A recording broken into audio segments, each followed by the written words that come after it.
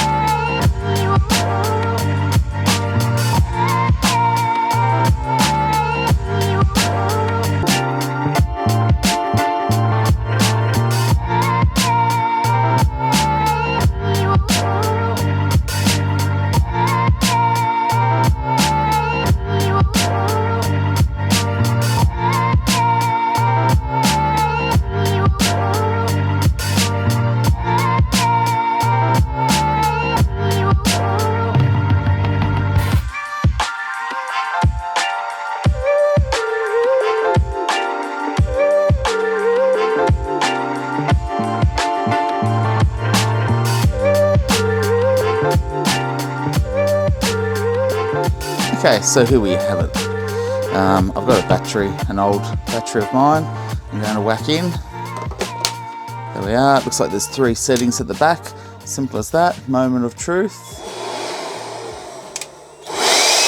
Wow. Okay, that's setting 3 is quite powerful. All right, well that's good. Great for cleaning up the workshop.